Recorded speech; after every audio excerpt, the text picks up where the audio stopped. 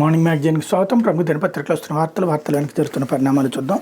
ఈనాడు చూస్తే ఆలపాటి రాజా విజయబేరి అన్నటువంటి వార్తని హైలైట్ చేశారు. కృష్ణా గుంటూరు పట్టభద్రుల స్థానంలో తిరుగులేని ఆధిక్యత గెలుపు. ఏడో రౌండ్లోనే మ్యాజిక్ ఫిగర్ దాటేసిన రాజా ఉభయ గోదావరి పట్టభద్రుల స్థానంలో తొలి రౌండ్లోనే రాజశేఖరానికి ఆధిక్యం అంటూ రాష్ట్ర ఎమ్మెల్సీ ఎన్నికల ఫలితాల్లో కూటమి హవా స్పష్టమైంది. ఉమ్మడి కృష్ణా గుంటూరు జిల్లాల పట్టభద్రుల నియోజకవర్గంలో కూటమి అభ్యర్థి ఆలపాటి రాజేంద్ర ప్రసాద్ ఘన విజయం సాధించారు. ఇక్కడ మొత్తం 9 రౌండ్లు ఉండగా మంగళవారం తెల్లవారుజామున 3:15 గంటలకు ఏడో రౌండ్ పూర్తి అయ్యేసరికి ఆయనకి 67,252 ఓట్ల ఆధిక్యం వచ్చింది. ఇంకా 2 రౌండ్లు మిగిలి ఉండగానే మ్యాజిక్ ఫిగర్ దాటి 1,18,070 ఓట్లు రాజా సాధించారు. మరోవైపు ఉత్తరాంధ్ర ఉపాధ్యాయ నియోజకవర్గంలో గాదే శ్రీనివాస నాయుడు విజయం సాధించారు. ఇక్కడ మ్యాజిక్ ఫిగర్ 10,068 ఓట్లుగా ఆయనకి 12,035 ఓట్లు వచ్చాయి. దాంతో ఆయన గెలిచినట్టు ప్రకటించారు. ఉమ్మడి ఉభయ గోదావరి జిల్లాల పట్టభద్రుల నియోజకవర్గంలో మొదటి రౌండ్ పూర్తి అయ్యేసరికి కూటమి అభ్యర్థి పేరాబత్తులు రాజశేఖరానికి ఆధిక్యం లభింది. దీంతో 2 పట్టభద్రుల స్థానాల్లోనూ కూటమి అభ్యర్థులు ఘన విజయం దిశగా దూసుకెళ్తున్నట్టయింది. ఉమ్మడి కృష్ణా గుంటూరు జిల్లాల పట్టభద్రుల నియోజకవర్గ ఎమ్మెల్సీ ఎన్నిక ఓట్ల లెక్కింపులో కూటమి అభ్యర్థి ఆలపాటి రాజేంద్ర ప్రసాద్ మంగళవారం తెల్లవారుజామున 7 రౌండ్లు ముగిసేసరికి సమీప ప్రత్యర్థి పీడీఎఫ్ బలపరిచిన సిట్టింగ్ ఎమ్మెల్సీ కేఎస్ లక్ష్మణరావు మీద 67,252 ఓట్ల ఆధిక్యంతో ఉన్నారన్నటువంటి వార్త. అంటే వీళ్ళు దాదాపుగా 2 3 వేసి ఉంటారు. కొద్దిసేపటి క్రితమే ఫైనల్ అయిపోయింది. ఆలపాటి రాజా ఘన విజయం సాధించారు. దాదాపుగా సుమారుగా 1,00,000 ఓట్ల రేంజ్లో విజయం వచ్చింది, మెజారిటీ వచ్చింది. అదే సందర్భంలో ఇటు ఈయన కూడా అంటే రాజశేఖరం కూడా దాదాపుగా విజయం అంచుల దగ్గర ఉన్నారు అన్నటువంటిది కన్ఫామ్. ఇకపోతే అన్నీ మంచి శకునములే అంటూ రాష్ట్ర ఆర్థిక వృద్ధి 12.94%, తలసరి ఆదాయం 2,68,653, అనుకూల వాతావరణం, అధిక పంట ఉత్పత్తులు, పరిశ్రమలు, సేవా రంగాల్లోని పురోగతి. 2024-25 ఆర్థిక సర్వే వెల్లడి శాసనసభలో ప్రవేశపెట్టిన ప్రభుత్వం అంటూ రాష్ట్ర ఆర్థిక సర్వే ఎన్నో శుభ సంకేతాలు ఇచ్చింది. ప్రస్తుత ఆర్థిక సంవత్సరం 12.94 వృద్ధి సాధించబోతున్నట్టు పేర్కొంది. వ్యవసాయ అనుబంధ పారిశ్రామిక సేవా తదితర రంగాల వృద్ధి వల్ల ఈ పురోగతి సాధ్యమవుతుందని విశ్లేషించింది. మంచి వర్షాలు పడటం వల్ల ఆహార ధాన్యాల ఉత్పత్తి గత ఏడాది కన్నా అధికంగా ఉంది. రానున్న 5 ఏళ్లలో సాగు రంగంలో వచ్చే మార్పులతో ఈ వృద్ధిని మరింత పెంచేందుకు ప్రభుత్వం చర్యలు తీసుకుంటుంది. తయారీ, బ్యాంకింగ్, బీమా రంగాల్లోనూ పురోగతి కనిపిస్తోంది. వెరసి రాష్ట్రంలో 16.06 లక్షల కోట్ల స్థూలోత్పత్తి సాధ్యమవుతుందని ఆర్థిక సర్వే విశ్లేషించింది. 2024-25 ఆర్థిక సర్వే రాష్ట్ర ప్రభుత్వం సోమవారం శాసనసభ ముందుంచింది అన్నటువంటి వార్తని హైలైట్ చేశారు. రాష్ట్ర తలసరి ఆదాయం ఈ ఆర్థిక సంవత్సరంలో 2,68,657 ఉంది. జాతీయ సగటు 2,162 కన్నా ఇది ఎక్కువ అన్నటువంటి వార్తని హైలైట్ చేశారు. ఇది దాదాపుగా మనకి చాలా రోజుల నుంచి జాతీయ సగటు కంటే మనం ఎక్కువగానే ఉన్నాం. ఏడాదిలో సొంత పన్నుల ద్వారా 94,967 కోట్లు, పన్నేతర రాబడుల నుంచి 7,018 కోట్లు కేంద్ర నిధుల నుంచి ఇతరత్ర రాబోతున్నాయి అన్నటువంటి వార్తని హైలైట్ చేశారు. ఈ నెలలోనే డిఎస్సి అంటూ పాఠశాలలో వార్షికోత్సవాలు నిర్వహిస్తాం. ఎమ్మెల్యేలు, ఎమ్మెల్సీల సమావేశంలో మంత్రి లోకేష్ ఇచ్చినటువంటి స్టేట్మెంట్ చాలా మంచిది. ఇది నిరుద్యోగులందరూ చాలా ఆవేదనగా ఎదురు చూస్తున్నటువంటి అంశం. వాస్తవంగా ఎలక్షన్ అయిపోగానే అవుతుందనుకున్నారు, ఇప్పటిదాకా టైం పట్టింది. ఇప్పుడు అది ఈ నెలలోనే డిఎస్సి వేసేసి మన చంద్రబాబు గారు ఆదేశించినట్టుగా రేపు కొత్త క్లాసెస్ బిగిన్ అయ్యే టైంకి వాళ్ళందరికీ జాబ్స్ ఇచ్చేటందుకు అడుగులు వేస్తున్నారు. లేకపోతే విడుదల రజని చుట్టూ ఏసీబీ ఉచ్చు అంటూ వైకాపా నాయకురాలు మాజీ మంత్రి విడుదల రజని ఐపీఎస్ అధికారి పల్లె జాషువాపై ఏసీబీ ఉచ్చు బిగుస్తోంది. పల్నాడు జిల్లా ఎడ్లపాడులోని శ్రీలక్ష్మీ బాలాజీ స్టోన్ క్రషర్ యజమానులు బెదిరించి 2.2 కోట్లు అక్రమంగా వసూలు చేశారన్న అభియోగాలతో వారి మీద కేసు నమోదుకు రంగం సిద్ధమైంది. జాషువా మీద విచారణ చేపట్టేందుకు అవినీతి నిరోధక చట్టంలో సెక్షన్ 17A ప్రకారం ఏసీబీ తాజాగా సీఎస్ అనుమతి తీసుకుంది. విడుదల రజనీపై విచారణకు అనుమతి కోసం గవర్నర్కి లేఖ రాసింది. ప్రస్తుతం అక్కడ పెండింగ్లో ఉంది. 1-2 రోజుల్లో ఆమోదం లభించే అవకాశం ఉంది. ఆ వెంటనే కేసు నమోదు చేయబోతున్నారు అన్నట్టు వార్తని హైలైట్ చేశారు. లేకపోతే పివి సునీల్ కుమార్పై ఏసీబీ కేసు అంటూ సెక్షన్ 17A కింద విచారణకు అనుమతి ఇచ్చిన ప్రభుత్వం అగ్రిగోల్డ్ ప్యాకేజీ సొమ్ము కాజేశారన్న అభియోగం, సిఐడి విభాగాధిపతికి అవినీతికి పాల్పడారని రఘురాం ఫిర్యాదు అంటూ సీనియర్ ఐపీఎస్ అధికారి పివి సునీల్ కుమార్ మీద 1-2 రోజుల్లో ఏసీబీ కేసు నమోదు చేయనుంది. ఆయనపై విచారణకు అవినీతి నిరోధక చట్టంలో సెక్షన్ 17A కింద ప్రభుత్వ ప్రధాన కార్యదర్శి కె విజయానంద్ ఏసీబీకి తాజాగా అనుమతులు ఇచ్చారు. వైకాపాయంలో సిఐడి విభాగాధిపతికి పనిచేసి సునీల్ కుమార్ తాను అనుచరుడైన కామేపల్లి తులసిబాబుతో కలిసి అగ్రిగోల్డ్ బాధ్యతలు చెల్లించాల్సిన ప్యాకేజీ సొమ్ము కాజేశారంటూ శాసనసభ ఉపసభాపతి రఘురామకృష్ణాజీ ఇచ్చిన ఫిర్యాదు మీద రాష్ట్ర ప్రభుత్వం ఇటీవల ఈ చర్య తీసుకుందన్నటువంటి వార్తని హైలైట్ చేశారు. లేకపోతే చౌకగా, వేగంగా, సౌఖ్యంగా కృత్రిమ అవయవాలు అన్నటువంటి వార్తని హైలైట్ చేసి దివ్యాంగులకు భవ్యమైన జీవితం, విశాఖ మెట్టెక్ జోన్ సాకారం, ఏటీసీలో 80కి పైగా పరికరాల రూపకల్పన అంటూ ప్రమాదవశాత్తు కాళ్ళు చేతులు కోల్పోయిన బాధితులు కృత్రిమ అవయవాల కోసం నెలల తరబడి వేచి చూడాల్సిన ధైర్యం, ఎటు కదలాలన్న దైనందిన పనులు చూసుకోవాలన్న ఇతరుల తోడు అనివార్యం. ఈ కష్టాలు వీడియోలో విశాఖ మెట్టెక్ జోన్లోని అసిస్టివ్ టెక్నాలజీ సెంటర్లో దివ్యాంగులకు కృత్రిమ అవయవాలు, ఇతర పరికరాలను నవీన వైద్య సాంకేతికతతో వేగంగా తయారు చేస్తున్నారు అన్నట్టు వార్తని హైలైట్ చేశారు. లేకపోతే మండలిలో రాజధానిపై మాటల యుద్ధం అంటూ ఒక వ్యక్తి కావాలని అమరావతిని విధ్వంసం చేసిన మంత్రి అచ్చెన్నాయుడు ధ్వజమెత్తారు. పార్టీలో సీనియర్ నేతగా ఆయన్ను మీరు ఎందుకు ఆపలేకపోయారు బొత్స సత్యనారాయణ ఉద్దేశించి వ్యాఖ్యానించారు. సోమవారం మండలి బడ్జెట్పై చర్చ సందర్భంగా గత ప్రభుత్వం అమరావతి విధ్వంసానికి పాల్పడిన తీరుపై మంత్రి వివరించారు. ఈ అంశం అధికార ప్రతిపక్ష నేతల మధ్య మాటల యుద్ధానికి దారితీసి ఈ సందర్భంగా అచ్చెన్నాయుడు మాట్లాడుతూ అమరావతిని శ్మశానమని వ్యాఖ్యానించి 5 ఏళ్ళు ఇక్కడ ఎలా ఉన్నారు. వైకాపా ఇదే శాసనసభ మండల భవనాల్లో సమావేశం నిర్వహించింది. మేము గట్టిన సచివాలయంలో కేబినెట్ సమావేశాలు జరిపి పాలన చేయలేదు. అలాంటి భవనాలను శ్మశానమని వ్యాఖ్యానించడంపైన మేము అభ్యంతరం తెలుపుతున్నాం. ఒక సామాజిక వర్గం కోసమే చంద్రబాబు ఇక్కడ రాజధాని ఏర్పాటు చేసిన మొదటి నుంచి వైకాపా ఆరోపిస్తుంది. అన్ని ప్రాంతాలకు సమాన దూరంలో ఉంటుందన్న ఉద్దేశంతో ఈ ప్రాంతాన్ని రాజధానిగా ప్రతిపాదించాం. అప్పుడే ప్రతిపక్ష నేతగా ఉన్న వ్యక్తి జగన్ ఉద్దేశించి తనకు ఎలాంటి అభ్యంతరం లేదని, ఇప్పుడున్న భూమి సరిపోదని, రాజధాని కోసం మరికొంత అవసరం అని అనలేదా. అధికారంలోకి వచ్చిన తర్వాత 3 రాజధానులు అని చెప్పి గత 5 ఏళ్లలో అమరావతి విధ్వంసానికి పాల్పడ్డారు. సచివాలయ భవనం, హైకోర్టు నిర్మాణానికి వేసిన పునాదులను 5 ఏళ్ళు నీటిలో ముంచేశారు. ఆ నీటిని ఇంకా తోడుతూనే ఉన్నాం. ఒక వ్యక్తి కావాలని ఇదంతా చేస్తున్నప్పుడు సీనియర్ నేతగా మీరు ఎందుకు చెప్పలేదని మేము బాధపడుతున్నాం. పరోక్షంగా మీరు కూడా జగన్ చేసిన తప్పని మాట్లాడారు, కానీ ఒక్కరు కూడా ధైర్యం చేసి ఎందుకు చెప్పలేదని ప్రశ్నించారు. అమరావతిలోని భూములను పరిశీలన చేసి భవనాల నిర్మాణం చేపట్టామన్నారు. వాడి ధర ఎక్కువ అన్నట్టు ప్రతిపక్ష నేత బొత్స మాట్లాడుతున్నారు. ఆయనకు మాపై ఎలా తప్పు చూపాలన్నదే ఆలోచన. అమరావతిలో నిర్మించిన తాత్కాలిక అసెంబ్లీ, మండలి, సెక్రటేరియట్ అని మేము అనలేదు. పూర్తిస్థాయి భవనాల నిర్మాణం పూర్తయ్యే వరకు వాటిని వాడుకుంటామని చెప్పామని అచ్చెన్నాయుడు వివరించారు. అమరావతిని శ్మశానమని చేసిన వ్యాఖ్యలకు ఎప్పటికీ కట్టుబడి ఉన్నాను మండలిలో ప్రతిపక్ష నేత బొత్స సత్యనారాయణ పేర్కొన్నారు. చర్చలో జోక్యం చేసుకుని మాట్లాడుతూ అమరావతి నిర్మాణానికి 1.19 లక్షల కోట్లతో పనులు చేపట్టేందుకు అంచనాలు రూపొందించారు. 3 ఏళ్లు ఖాళీగా ఉండి ఆ తర్వాత 6,000 కోట్లు మాత్రమే తెలుగుదేశం పార్టీ ప్రభుత్వం ఖర్చు చేసింది. ఆ పనులను చూసేందుకు రావాలని అధికారులు చెప్తే అక్కడ చూడటానికి ఏముంది, శ్మశానంలో తయారు చేశారని అన్న. 3 రాజధానులు అనేది మా ప్రభుత్వ విధానం. అప్పుడు పార్టీ ఒక నిర్ణయం తీసుకుంది, అమరావతిని శాసన రాజధానిగా అభివృద్ధి చేయాలన్నది మా నిర్ణయం. ఆ మేరకు అప్పట్లో ప్రకటన చేసాం. మేము అక్రమ నిర్మాణాలు మాత్రమే కూర్చొని తాత్కాలికంగా అద్దెలు తీసుకున్నట్టు తాత్కాలిక నిర్మాణాలు చేసి వాటిని గొప్పగా చెప్పుకుంటే ఎలా. ఈరోజు సమావేశాలు జరుగుతున్న భవనాలు తాత్కాలికమైనవే కదా, వాటి కోసం చదరపడికి అప్పట్లో 10,500 ఖర్చు చేశారు అని తెలిపారన్నటువంటి వార్తని హైలైట్ చేశారు. ఇలాగే నిన్న డిబేట్ జరిగింది అన్నటువంటి వార్తని హైలైట్ చేశారు. అయితే ఇద్దరిలో ఎవరు గెలిచినా కూటమి గెలిచినట్లే. ఉత్తరాంధ్ర ఉపాధ్యాయ ఎమ్మెల్సీ ఎన్నికల్లో ఎన్డీఏ పక్షాల మద్దతు ఇచ్చిన అభ్యర్థికి విజయం.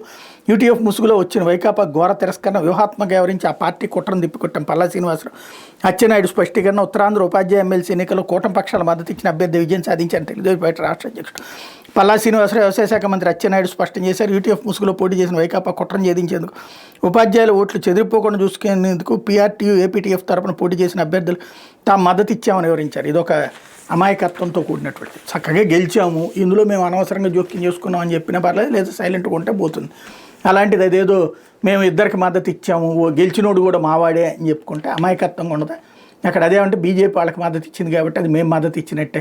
మేము వైసీపీ అయితే ఓపెన్గా ఎవరికి మద్దతు ఇవ్వలేదు. చాటుగా మద్దతు ఇవ్వడం అంటే ఉంది, వైసీపీ ఓడి వెళ్ళి ఒకడికి ఓటేస్తాడు, దాని మద్దతు అనరు కదా.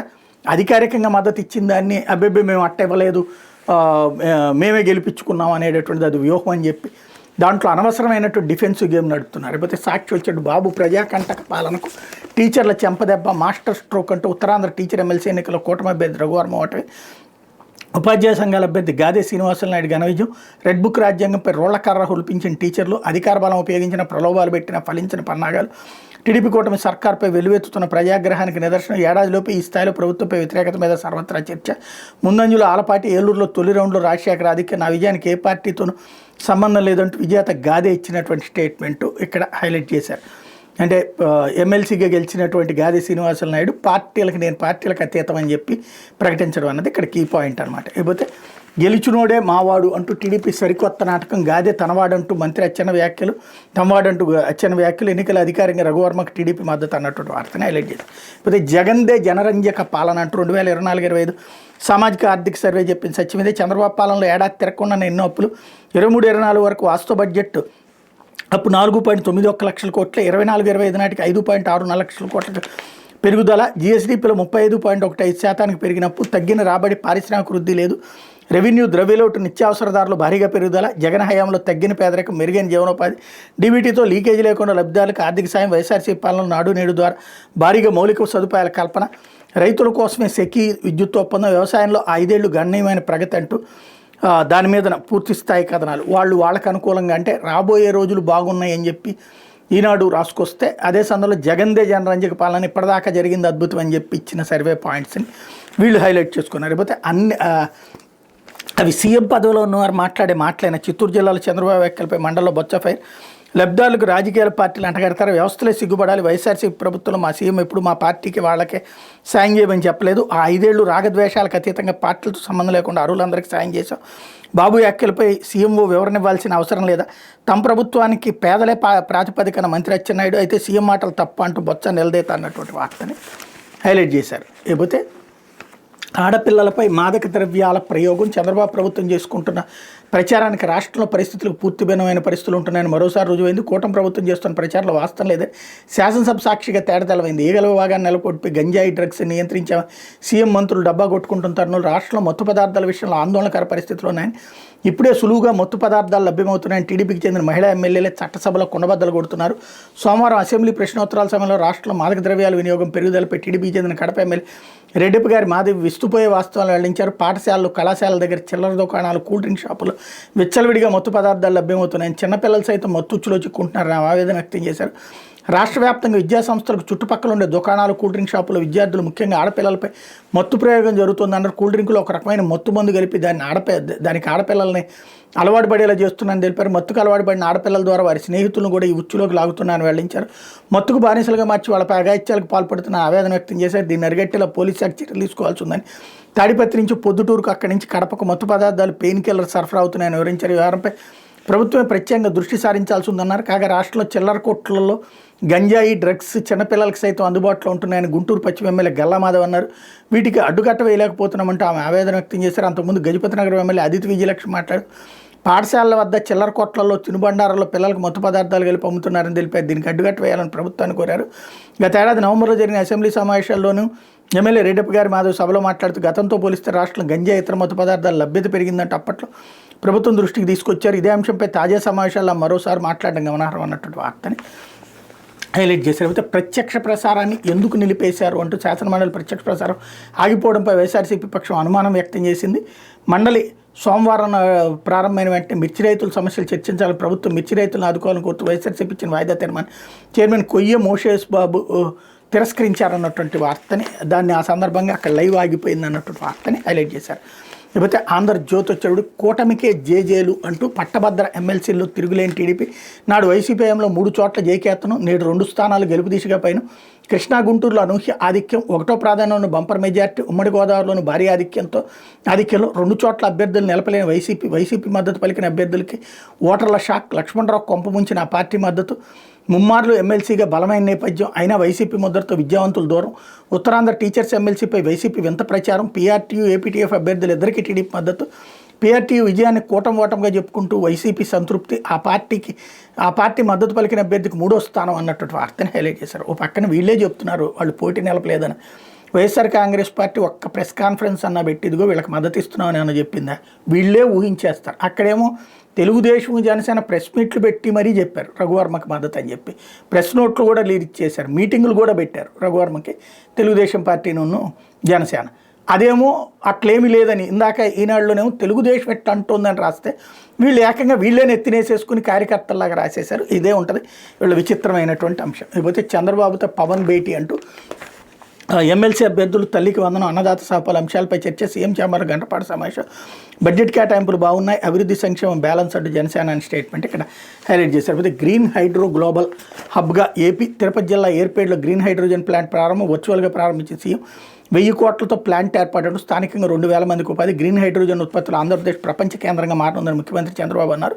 సోమవారం ఆయన తిరుపతి జిల్లా ఏర్పేడు మండలం పాగాలి గ్రామ సమీపంలోని రాక్మెన్ ఇండస్ట్రీస్లో హీరో ఫ్యూచర్ ఎనర్జీస్ సంస్థ ఏర్పాటు చేసిన గ్రీన్ హైడ్రోజన్ బ్లెండింగ్ ప్లాంట్ను ఉండవల్లి నుంచి వర్చువల్గా ప్రారంభించారన్నటువంటి వార్తని హైలైట్ చేశారు. లేకపోతే సుంకాల ఆందోళన, స్టాక్ మార్కెట్ల అల్లకల్లోలం, అమెరికా గోయల్ కార్యక్రమాలను రద్దు చేసుకుని హుటాహుటిన వేయడానికి కేంద్ర వాణిజ్య మంత్రి పీయూష్ 5 రోజుల పాటు అమెరికాలోనే సుంకాల తగ్గింపు, వాణిజ్య ఒప్పందంపై చర్చలు, ద్వైపాక్షిక వాణిజ్యాన్ని మెరుగుపరచడంపై అమెరికా అధికారులతో మంత్రి సమాలోచనలపై అమెరికా సుంకాల ఆందోళన మరియు దేశీ స్టాక్ మార్కెట్ల అల్లకల్లోలం వెరసి కేంద్ర వాణిజ్య శాఖ మంత్రి పీయూష్ గోయల్ హుటాహుటిన అమెరికాకు బయలుదేరారు.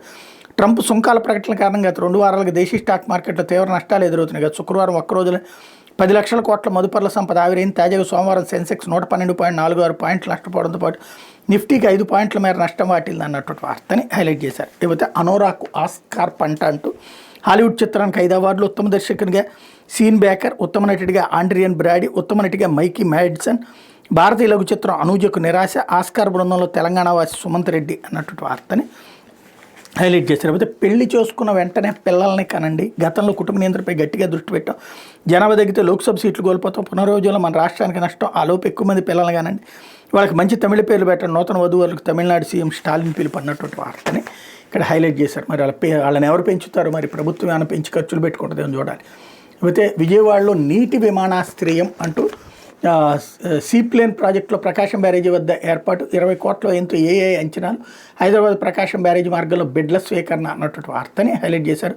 రాష్ట్ర ప్రభుత్వం ఎంతో ప్రతిష్టాత్మకంగా భావిస్తున్న సీప్లేన్ ప్రాజెక్టులో భాగంగా విజయవాడలో నీటి విమానాశ్రయం ఏర్పాటుకు అడుగులు పడుతున్నాయి. వాటర్ ఏరోడ్రోమ్కి ప్రకాశం బ్యారేజీ వద్ద 20 కోట్లతో వాటర్ ఏరోడ్రోమ్ ఏర్పాటుకి Air Force Authority of India అంచనాలు రూపొందించి కేంద్ర ప్రభుత్వం కొత్తగా ప్రవేశపెట్టినటువంటి ఆర్సీఎస్ ఉడాన్ 3.1 పథకంలో భాగంగా దీన్ని నిర్మించబోతున్నారు. ప్రకాశం బ్యారేజీ వద్ద దీన్ని ఎక్కడ ఏర్పాటు చేయాలన్న అంశంపై ఇటీవల ఏఏ అధికారులు వచ్చి పరిశీలన చేశారు. హైదరాబాద్ ప్రకాశం బ్యారేజీ హైదరాబాద్ మార్గంలో సీ ప్లాన్లను నడిపేందుకు కొన్ని బిడ్లు కూడా వచ్చినట్టు తెలిసింది అన్నటువంటి వార్తని హైలైట్ చేశారు. ఇది దినపత్రికలో వచ్చిన వార్తలు వెనకాల జరుగుతున్నటువంటి పరిణామాలు.